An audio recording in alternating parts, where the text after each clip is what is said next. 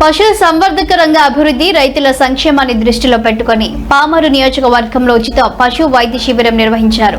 పశు సంవర్ధక శాఖ ఆధ్వర్యంలో వ్యవసాయ మార్కెట్ కమిటీ చైర్మన్ జన్ను శోభనాబాబు సహకారంతో ఏర్పాటు చేసిన శిబిరానికి ముఖ్య అతిథిగా ఎమ్మెల్యే వర్లకుమార్ రాజా హాజరయ్యారు. ఈ సందర్భంగా ఎమ్మెల్యే మాట్లాడుతూ పశువుల ఆరోగ్యం రైతుల ఆర్థిక స్థితిని నేరుగా ప్రభావితం చేస్తుందని, ఇలాంటి ఉచిత వైద్య శిబిరాలు గ్రామీణ ప్రాంతాల్లో ఎంతో ఉపయోగకరమని అన్నారు. కూటమి ప్రభుత్వం ఇచ్చిన హామీలను అమలు చేయడంలో ముందుండి పనిచేస్తుందని, కేవలం 21 నెలల్లోనే పామరు నియోజకవర్గంలో అభివృద్ధి కార్యక్రమాలు వేగంగా కొనసాగుతున్నాయని తెలిపారు. ఈరోజు పోలీసులను ఒకవైపు పంపాడు, కార్యకర్తలు ఒకవైపు పనిచేసుకోమన్నాడు. పోలీసులు వెళ్ళి దాన్ని ఆపే ప్రయత్నం, నువ్వెవడోరా మమ్మల్ని ఆపడానికి అని చెప్పి అక్కడున్న వైసీపీ నాయకులు వీడియో సాక్షిగా ఆ కానిస్టేబుల్ తలపగల కొడితే 8 కుట్లు. మీకు అర్థమైందండి, 8 కుట్లు పడ్డాయి. ఈరోజు ఉదయం అరగంట క్రితం కూడా ఆ వైసీపీ కార్యకర్త నా దగ్గరకు వచ్చి ఆ కానిస్టేబుల్తో విత్డ్రా చేయించు, ఈ కేసు నుంచి నన్ను బయటేయని ఈరోజు వచ్చాడు. 6 నెలల నుంచి వస్తున్నాడు. ఆ కానిస్టేబుల్తో 3 సార్లు మాట్లాడా. అయినా కానీ ఆ కానిస్టేబుల్ ఆత్మాభిమానం ఒప్పుకోవట్ల.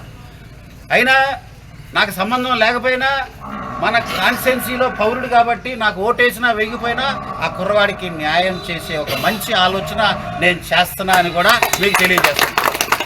అంతేకాదు, ఇసుక లెక్కలు తేలలేదని తోట్లవల్లూరులో ఒక హత్య, తద్వారా ఇంకొక హత్య.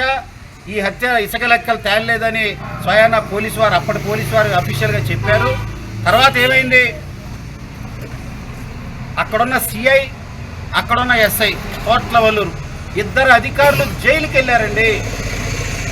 తోట్లవల్లూరులో ఈ ఎమ్మెల్యే ఎవరైతే అబద్ధాల అనిల్ కుమార్ ఎమ్మెల్యేగా ఉన్నప్పుడు ఒక సిఐని ఒక ఎస్ఐని తోట్లవల్లూరు 2 ఎస్సీ సామాజిక వర్గానికి సంబంధించిన పోలీస్ అధికారులు ఎన్నో ఆశలు.